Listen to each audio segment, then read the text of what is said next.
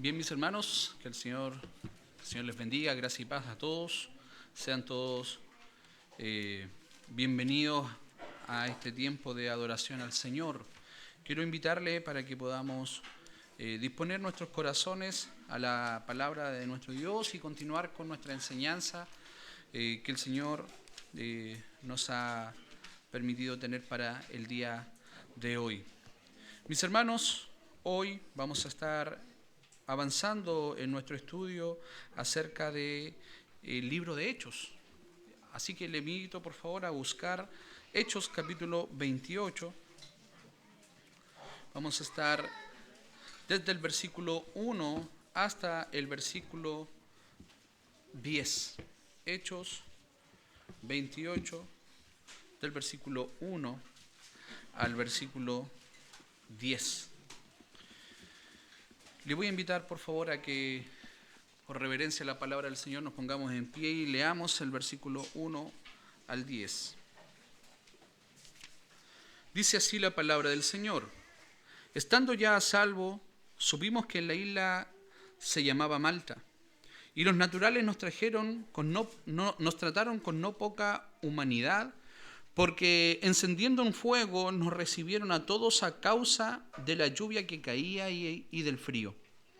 Entonces, habiendo recogido Pablo algunas ramas secas, las echó al fuego y una víbora, huyendo del calor, se le prendió en la mano. Cuando los naturales vieron la víbora colgando de su mano, se decían unos a otros: ciertamente este es homicida, a quien escapando del mar la justicia no deja vivir. Pero él, sacudiendo la víbora en el fuego, ningún daño padeció. Ellos estaban esperando que él se hinchase o cayese muerto de repente, mas habiendo esperado mucho y viendo que ningún mal venía, cambiaron de parecer y dijeron que era un dios. En aquellos lugares habían propiedades del hombre principal de la isla, llamado Publio, que nos recibió y hospedó solícitamente 3 días. Y aconteció que el padre de Publio estaba en cama, enfermo de fiebre y de disentería. Y entró Pablo a verle, y después de haber orado, le impuso las manos y le sanó. Hecho esto, también los otros que en la isla tenían enfermedades, venían y eran sanados, los cuales también nos honraron con muchas atenciones, y luego cuando zarpamos, nos cargaron de cosas necesarias. Vamos a las plantas del Señor. Bendito Dios, una vez más acudimos delante de su presencia, Señor. No nos cansamos de venir y humillar nuestro corazón, toda, Señor, nuestro ser delante de sus plantas. Señor, llamamos a nuestra alma a tener una especial atención a la exhortación de su palabra, a la predicación, a la exposición, Señor, que hoy usted ha traído para nosotros. Conforte, Señor, nuestra vida a través de su palabra, pero también reprenda, también redarguya, también, Señor, exhorte en aquellos pecados con los cuales estamos lidiando y todavía, Señor, luchamos. Permita que en esta tarde su palabra sea central en nuestro medio y oramos en los méritos de nuestro Señor Jesucristo. Amén. Tome asiento, mi hermano. Estamos llegando a la parte final del libro de Hechos. Ya nos acercamos prontamente para finalizar este maravilloso libro con una serie de aventuras que de pronto nos llaman la atención y nos permiten ver cómo el Señor ha obrado a través de su pueblo a lo largo de los años. Quiero hacerle una pregunta y de pronto usted podrá afirmar si ha escuchado la siguiente afirmación. ¿Por qué le suceden cosas malas a las personas buenas? Más de alguna vez yo estoy seguro que usted ha oído. Yo creo que usted ha escuchado esa afirmación. Lo triste sería escuchar esa afirmación desde creyentes, desde algunos que confiesan la fe en el Señor Jesucristo. Porque desde la perspectiva humana, a las personas buenas no le pueden ocurrir cosas malas. Las cosas malas vienen de alguna manera a ser cosas que son castigos.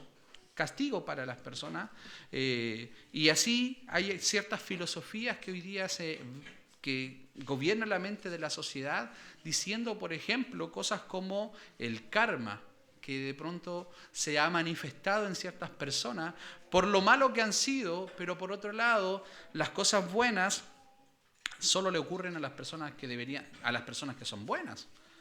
Sin embargo, nosotros a lo largo de este pasaje, a lo largo de este texto, necesitamos entender que no tiene que ver con ser bueno o malo, malas personas a quienes le ocurren cosas malas, sino tiene que ver con los propósitos de Dios. Y hoy día necesitamos considerar, a la luz del texto, que el sufrimiento, que la prueba, es Dios obrando para que pongamos en práctica nuestra fe.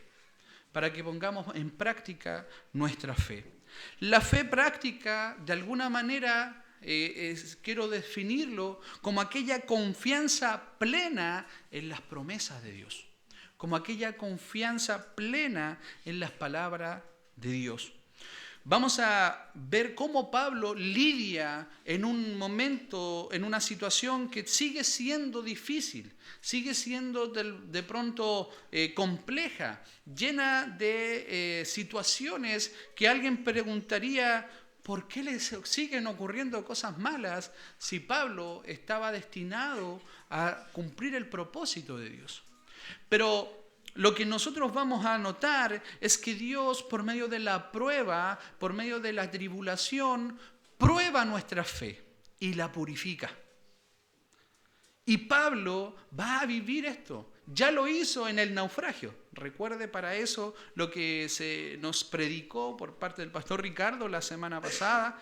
Y veíamos cómo vez tras vez Pablo interviniendo y confiando en las palabras de Dios, animando a este grupo de personas que venía con él en el naufragio, en este navío que luego termina naufragando, diciéndole, ninguno de ustedes va a perecer, sino que el Señor me ha dicho, todos estaremos a salvo. Dios, hermanos, Dios por medio de las pruebas, por medio de las dificultades, está llevando a sus hijos a purificar su camino de fe. La vida cristiana es un camino de fe. Es una vida en la cual nosotros somos llamados a confiar en las promesas de Dios y a descansar en ellas. Dios obra en sus hijos y a través de sus hijos. Y es por eso que ellos deben tener fe en distintas circunstancias. Para efectos de nuestro texto, nosotros vamos a profundizar en 3 ítems o en 3 puntos.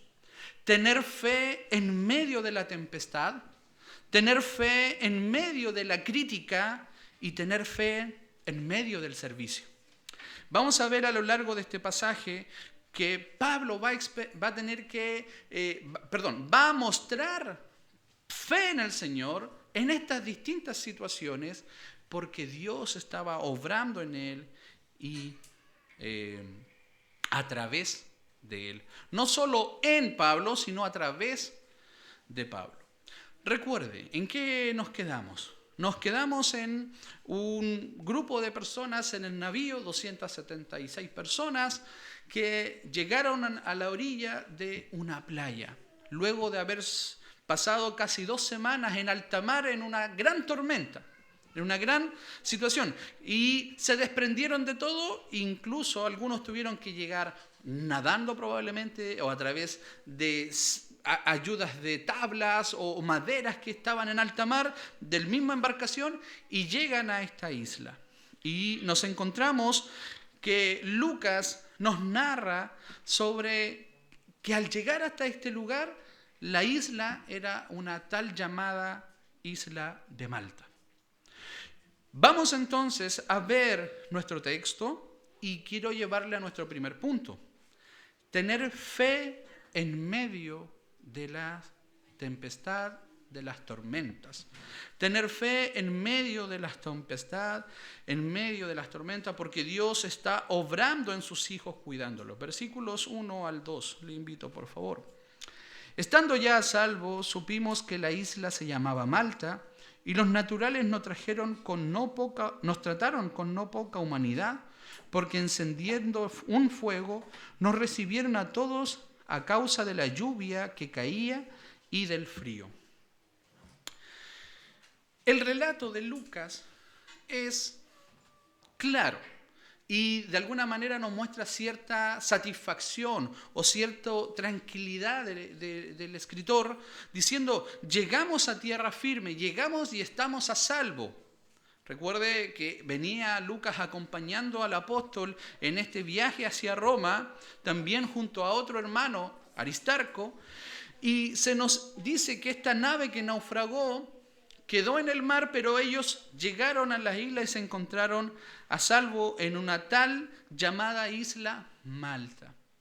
Esta isla es una isla pequeña, que más o menos tiene unos 30 kilómetros de largo y unos 14 kilómetros de ancho, ubicada aproximadamente a unos 96 kilómetros de Cilicia, una provincia romana.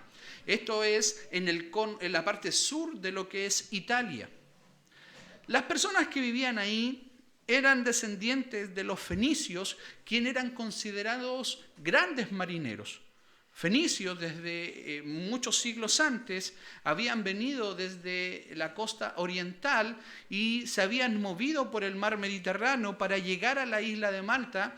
Y esta isla se va a caracterizar por ser una isla a la cual distintas embarcaciones que venían desde el mar Mediterráneo, incluso desde el Atlántico, para convertirse en un lugar de refugio. De hecho, la palabra misma en el idioma semítica, pero hablado desde los mismos fenicios, quería decir lugar de refugio. Por lo tanto, era una isla donde las embarcaciones venían para encontrar auxilio en este tormentoso mar.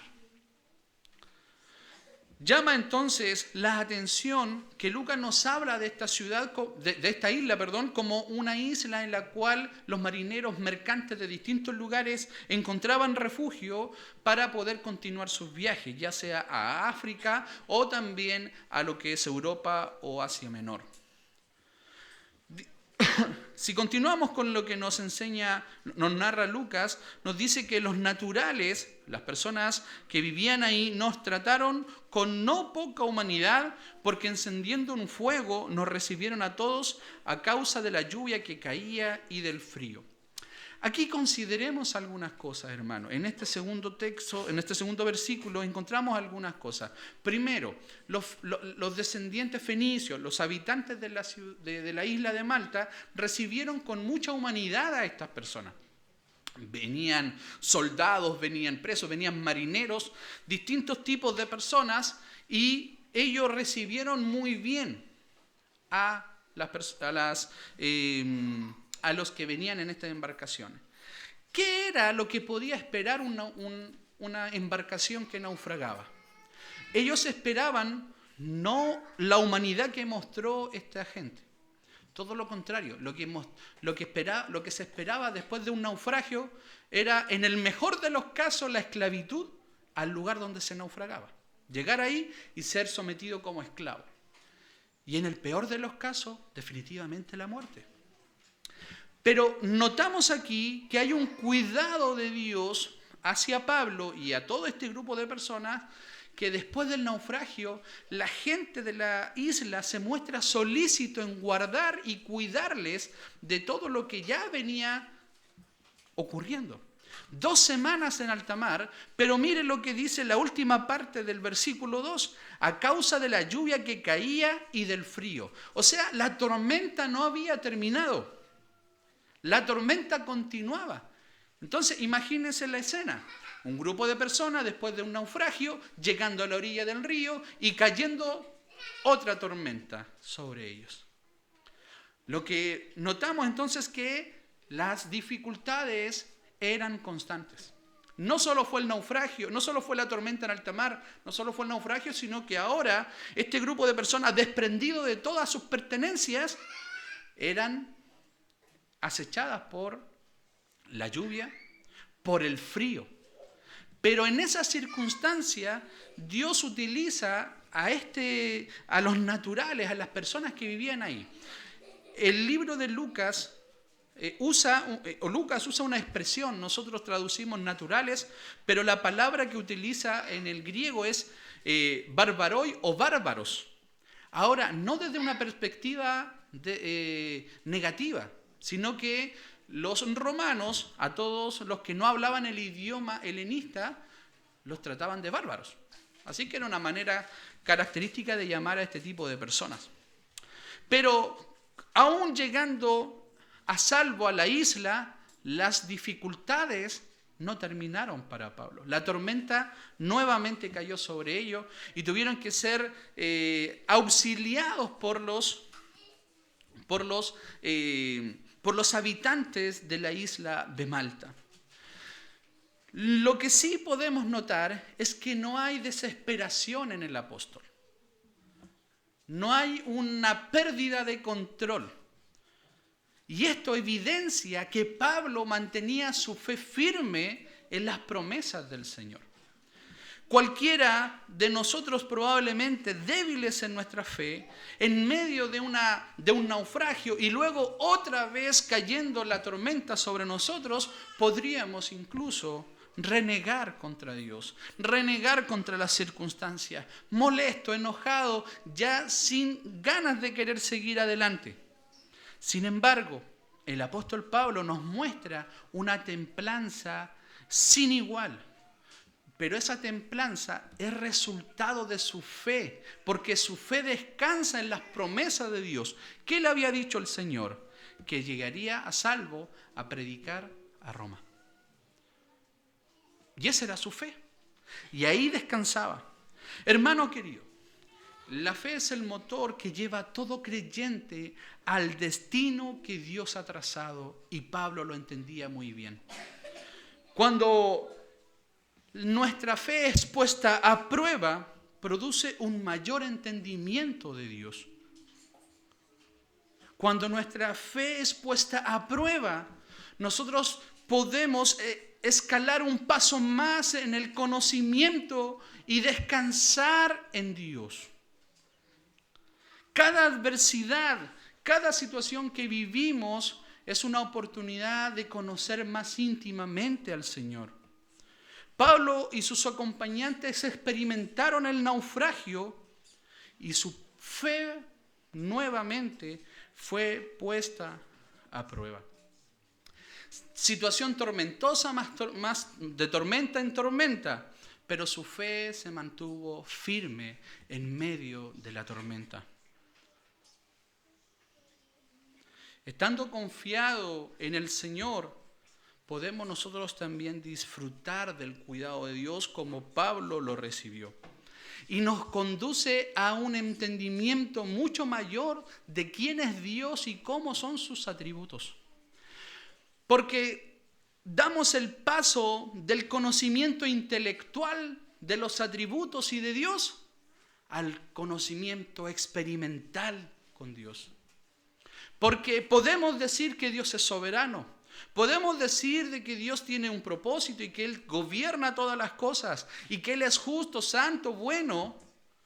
Pero en el momento de la prueba es cuando nosotros podemos llegar a conocer esa realidad. Porque nuestra fe descansa en Dios y en su persona. En medio de las pruebas nuestro conocimiento crece y entonces avanzamos. Pensemos, por ejemplo, qué dijo aquel Job: de oídas te había oído, pero ahora mis ojos te ven. Porque esa es la prueba cuando nosotros podemos tener un mayor entendimiento de Dios, porque ya dejamos la intelectualidad de lado y ahora experimentamos un conocimiento genuino de nuestra relación con Dios y descansamos en Él. Porque confiamos en su palabra, confiamos en lo que Él ha prometido. Martin Lloyd Jones dijo lo siguiente: fe es adoptar la palabra de Dios y actuar de acuerdo a ella sencillamente porque es la palabra de Dios. Significa creer que lo que Dios ha dicho es precisamente verdadero porque Dios lo ha dicho. ¿Qué es lo que dice Martin Lloyd Jones? Que Dios es fiel y su palabra se cumple no por las circunstancias, sino se cumple porque es Dios quien lo ha dicho. Por lo tanto, en medio de las tormentas, en medio de la adversidad, nosotros necesitamos mantener nuestra fe en las promesas de Dios y mantenernos firmes en las circunstancias, mantenernos firmes en las situaciones difíciles, porque sabemos que Dios tiene el control de todas las cosas. Pero en nuestra naturaleza es todo lo contrario. Y no podemos vislumbrar, no podemos contemplar el cuidado de Dios y comenzamos a desesperarnos. Pero Pablo no actuó de esa manera. Vemos que su fe se mantuvo firme en las promesas del Señor y Dios cuidó de él, incluso por medio de personas que no le conocían, en personas que no tenían un entendimiento de Dios ni tampoco de Pablo como apóstol, ni en la obra que él hacía, sino que Dios providencialmente llevó a estas personas a tener un cuidado de ellos. ¿Pero qué se demandó de Pablo? Solamente que tuviera fe. Solamente que tuviera fe. Entonces Dios obra en y a través de sus hijos. Por eso es importante tener fe en medio de la tormenta. Pero no solamente tener fe en medio de la tormenta, sino que también tener fe en medio de la crítica. Vamos al versículo 3 al 6. Dice: entonces, habiendo recogido Pablo algunas ramas secas, las echó al pueblo, y una víbora, huyendo del calor, se le prendió en la mano. Vamos a avanzar versículo a versículo. La fe de Pablo promovía en él un carácter de templanza sin igual, un carácter de prudencia. Pero eso no lo dejaba estar sentado. Y en esta sección yo quiero llevarle a pensar en dos cosas acerca del carácter de Pablo. Primero, su fe. Su fe siguiendo experimentalmente confiado en que Dios cumpliría su palabra, que Dios lo llevaría donde él había dicho que lo llevaría, y siendo solícito en el cuidado del resto. Mire, en la adversidad, la tormenta no fue un obstáculo para que Pablo se pusiera a servir, si lo decimos en el buen chileno. Se pusiera manos en la obra tratando de suplir ciertas necesidades.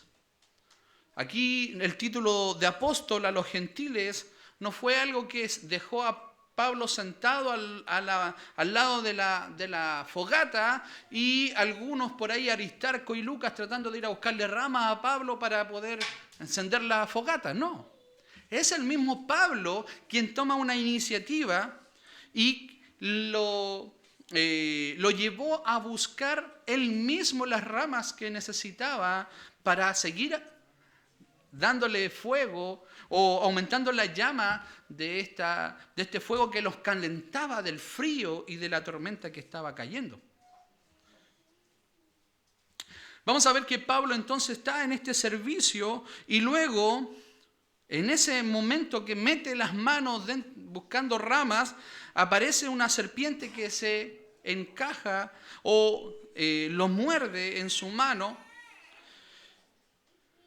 Y él sacude esta serpiente y sale lejos sin que Pablo sufriera ningún daño. Sin embargo, cuando Pablo es mordido por la serpiente, los mismos habitantes de la isla comienzan a criticar a Pablo. ¿Qué empiezan a decir de él? Mira, debe ser un homicida, debe ser una persona que realmente haya hecho algo tan malo porque los dioses no están dejando que él quede sin pago. O sea, naufragó y sobrevivió, pero la justicia tiene que venir sobre él. De hecho, los fenicios tenían cierta convicción de una de sus diosas, la justicia. Y ellos decían de que Pablo había hecho algo tan malo como haber sido un asesino. Por lo tanto, que la víbora lo mordiera era solamente consecuencia del juicio de los dioses sobre Pablo.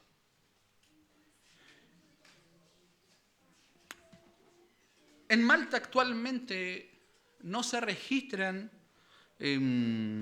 serpientes como las que se nos nombran en Hechos. Pero no podemos dudar que hace 2000 años atrás sí podría haber sido factible que estas víboras o este tipo de serpientes habitaran en la región. Si vemos, la gente, ¿qué esperaba? La gente esperaba de que Pablo comenzara a sufrir las consecuencias del veneno, ¿sí o no? Que se hinchara, que comenzara a descomponerse, se decayera, comenzara a ardir en fiebre. El tema es que eso no ocurrió. Y ahora, aún cuando ellos estaban criticándolo y ven que pasa el tiempo, pasan los minutos, pasan las horas y realmente no pasa lo que ellos esperaban, cambian su opinión de Pablo y ahora ya no es aquel gran asesino, aquel gran malhechor que debía recibir justicia de parte de los dioses, sino que ahora dicen, Él es un Dios. A diferencia de lo que ocurre en Listra, cuando Pablo es usado por el Señor para sanar a aquel hombre en la ciudad, las personas de Listra tienen la intención de adorar a Pablo. Pero aquí no se ve eso. No vemos que estas personas vinieran para ofrecer sacrificios en torno a esta gran maravilla que ellos habían visto. Lo que ellos pudieron ver es lo que el Señor Jesucristo había prometido a los apóstoles. Recuerden Marcos 16, 18, cuando el Señor les dice, tomarán en las manos serpientes, y si vivieren cosas mortíferas no les harán daños. Sobre los enfermos pondrán sus manos y sanarán. Los habitantes de Malta fueron testigos visibles de la obra maravillosa de Dios y del respaldo de Dios de Pablo. Habiendo ellos criticado su actitud y lo que estaba ocurriendo, cambiaron de opinión porque Dios respaldó y el testimonio de Pablo.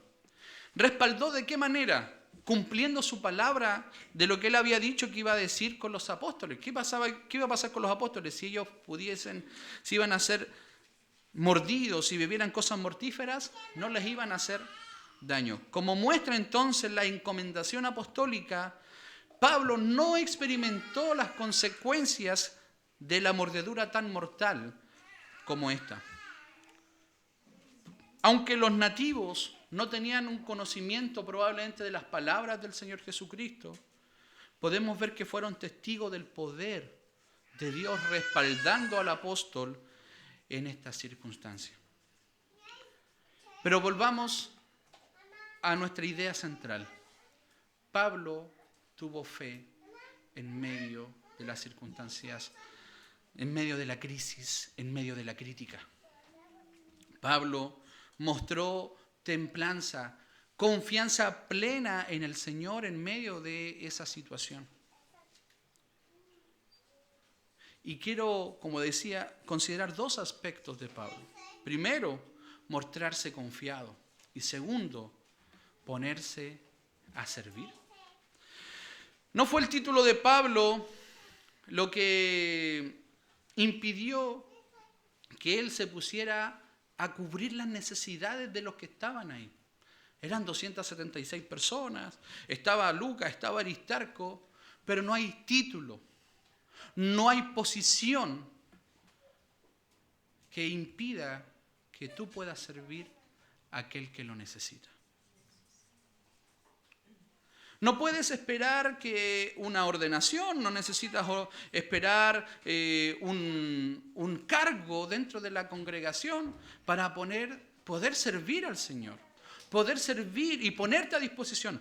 Pablo, el apóstol de los gentiles, no tuvo problemas en meterse entre medio de los matorrales y empezar a recoger ramas secas para avivar el fuego. Y eso te enseña algo, mi querido hermano, nos enseña algo. Tú necesitas ver la necesidad y suplir la necesidad, sin esperar que nadie te diga algo.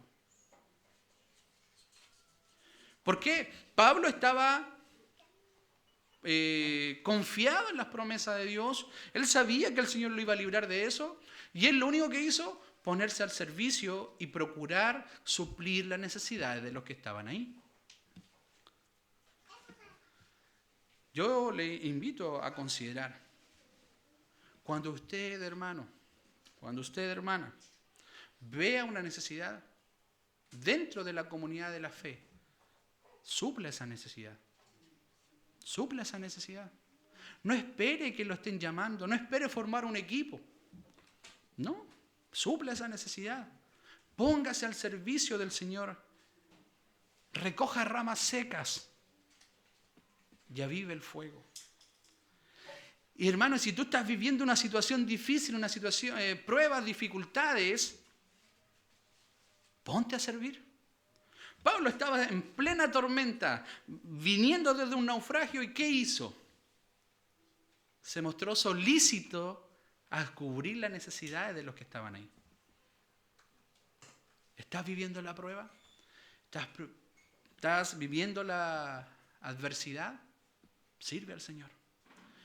Confía en Él. Como Pablo, pon tu fe en Dios. Pon tu fe en Dios. Y Él respaldará tu servicio. Y Él respaldará tu servicio. Frente a esta situación, Pablo no estuvo exento de críticas. Estaba haciendo algo bueno, procurando algo bueno, pero lamentablemente estas personas lo tomaron por otro lado, ¿sí o no? Y empezaron a criticar.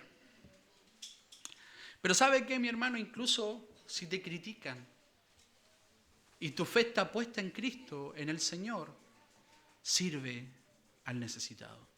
Sirve al necesitado. No puedes desestimar el ejemplo, el carácter de Pablo. No, es que yo estoy para otras cosas, no, esto no es para mí. Yo no puedo andar recogiendo ramas secas. ¿Cómo? Mucha necesidad, hermano, en el cuidado de la iglesia del Señor. Mucha. Pon tu fe en el Señor, descansa en Él y sirve a tus hermanos. Nuestra segunda idea a la cual yo quiero llevarle de esta instancia es que la crítica va a venir. Y aún en la crítica tú debes colocar tu confianza y tu fe en el Señor y Él va a respaldar. No vemos a Pablo tratando de justificarse con los habitantes de Malta diciendo, oye, no, yo soy ciudadano romano, por eso voy en esta embarcación. No les dice eso cuando ellos acusaron y comentaron acerca de que él había sido un asesino. Pero si yo incluso me declararon sin culpa, pero como yo soy ciudadano romano, tengo que ir a rendir cuentas a César. No dijo eso Pablo, no se justificó. ¿Sabe, mi hermano? La confianza de Pablo en el Señor Jesucristo era tal que no necesitó justificarse, sino que Dios fue su refugio en medio de la crítica. El salmista dijo lo siguiente: desde el cabo de la tierra clamé a ti cuando mi corazón desmayare. Llévame a la roca que es más alta que yo, porque tú has sido mi refugio y torre fuerte delante de mi enemigo. Frente a mi enemigo, el que me puede sostener es Cristo. Y mi confianza y mi fe tiene que estar puesta en Él. En la adversidad es más difícil servir al Señor. Pero la única roca que nosotros hacemos bien en aferrarnos es Cristo, y esa roca nos va a ayudar a permanecer firmes. Hermano, entonces la crítica vendrá. La crítica vendrá porque la misma Escritura nos muestra que esta es una característica de un creyente. La crítica, las aflicciones por el nombre de Cristo, el sufrimiento por el nombre de Cristo, es algo que Dios ha dicho que vamos a experimentar. Primera de Pedro capítulo 2. Primera de Pedro capítulo 2 nos muestra esta misma verdad. Pues qué gloria es si pecando sois abofeteados y no lo soportáis. Mas si haciendo lo bueno sufrís y lo soportáis, esto ciertamente es aprobado delante de Dios. Y dice ahora Pedro, pues para esto fuisteis llamados, porque también Cristo padeció por nosotros dejándonos ejemplos para que sigáis sus pisadas, el cual no hizo pecado ni se halló engaño en su boca. Quien cuando le maldecían no respondía con maldición, cuando padecía no amenazaba, sino que encomendaba su causa al que juzga justamente, quien llevó él a sí mismo nuestros pecados en su cuerpo sobre el madero, para que nosotros, estando muertos a los pecados, vivamos a la justicia, y por cuyas heridas fuimos sanados. El creyente ha sido llamado a sufrir el oprobio por causa de Cristo. Pero eso no puede hacer que nuestra fe se desvanezca. Eso no puede hacer que nuestra fe decaiga, sino que eso es solamente una evidencia de que somos hijos del Señor. Y Él purifica nuestra fe en medio de la circunstancia.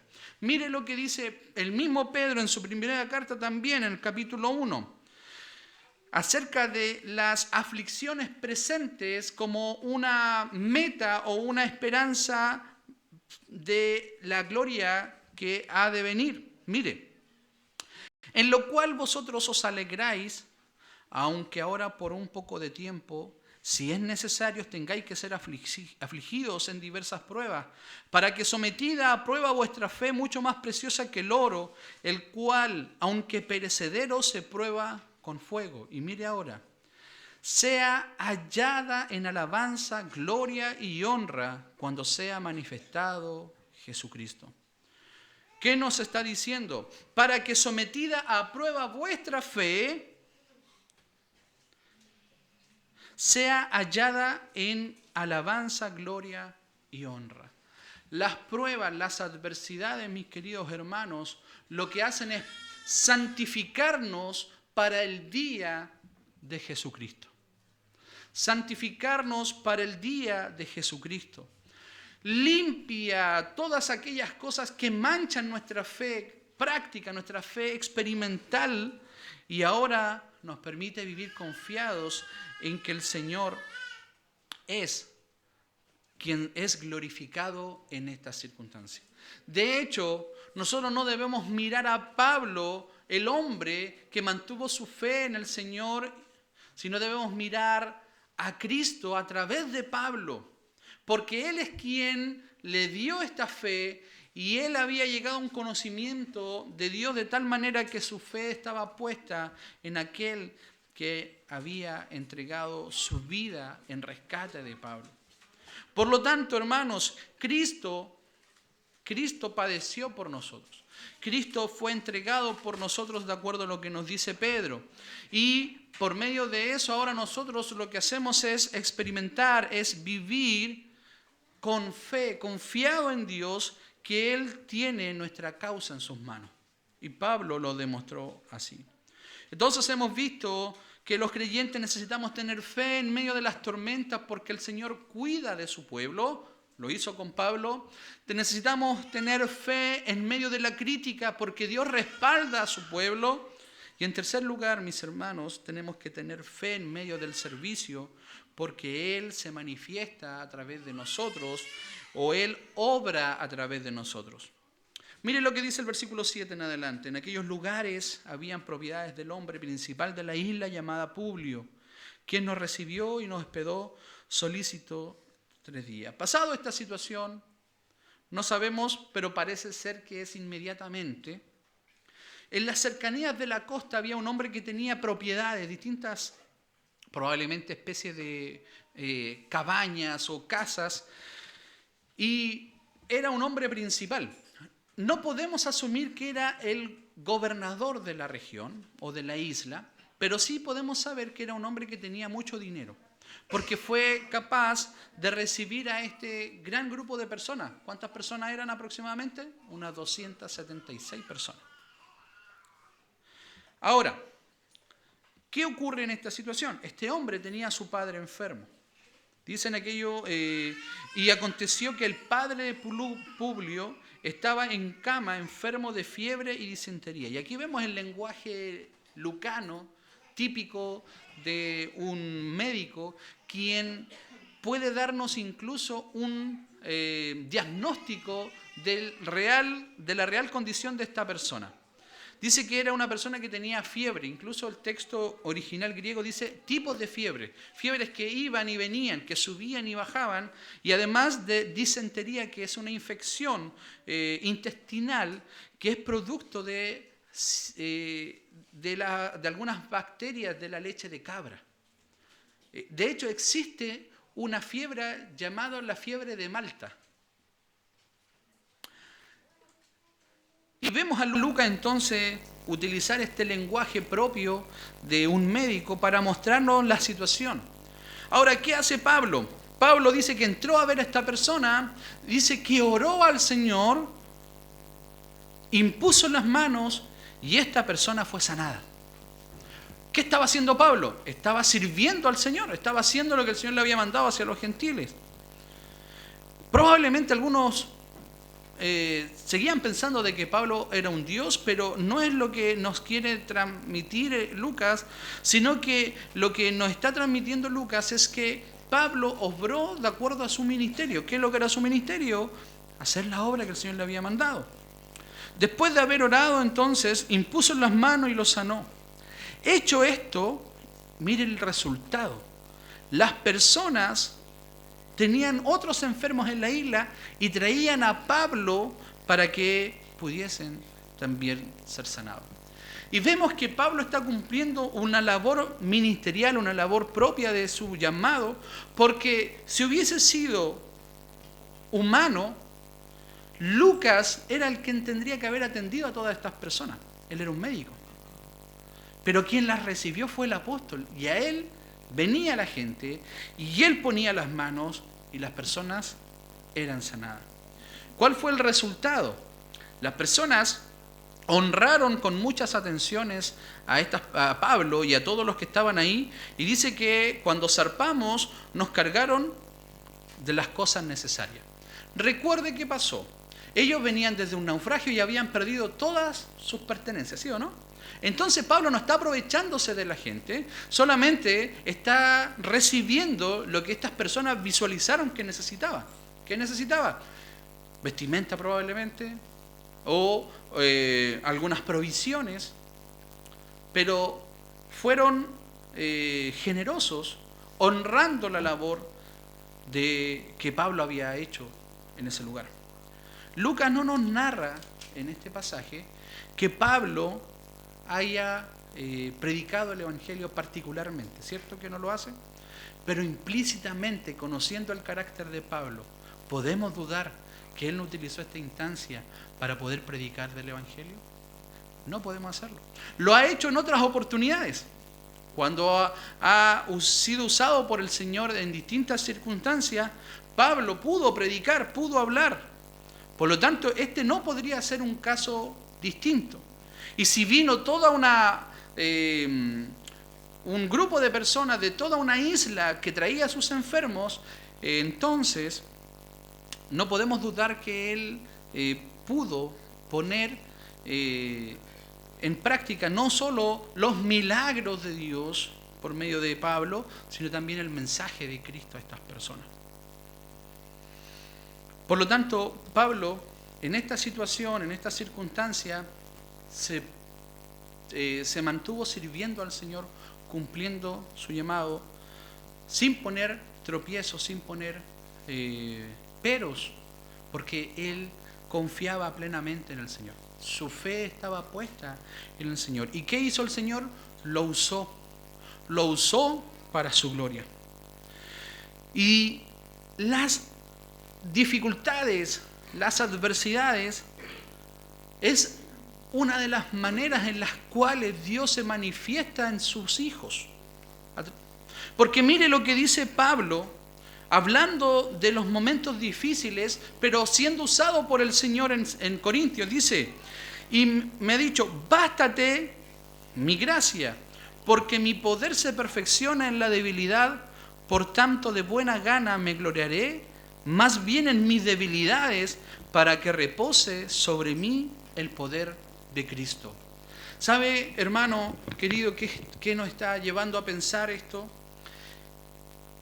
Que en medio de la prueba, en medio de la adversidad, somos utilizados de parte del Señor, por medio del Señor, y es Él quien se lleva el crédito de todo. Porque cuando yo soy autosuficiente, cuando confío en mis propias fuerzas, cuando confío en mis propias habilidades, el orgullo humano tiende a absorber la gloria que le pertenece a Cristo. Pero cuando yo me pongo a servir al Señor, aún en medio de las dificultades, porque mi fe está puesta en Él, Él se glorifica en medio de su pueblo. El reino de los cielos se extiende. Por eso, mi querido hermano, pon tu fe y confianza en el Señor.